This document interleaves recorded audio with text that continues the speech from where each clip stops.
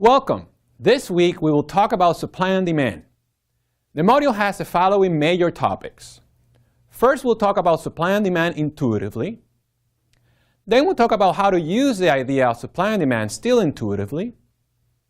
Then we introduce the model of supply and demand.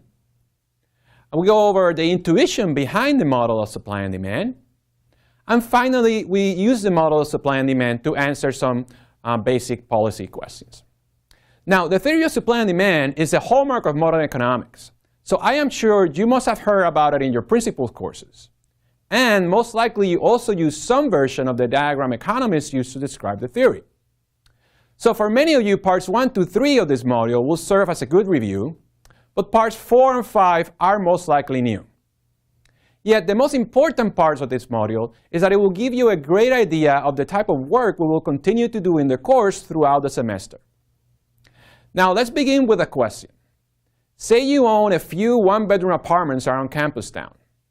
If enrollment at the university unexpectedly declined, should you increase or should you decrease the rent you charge in order to deal with the increase in vacancy rates?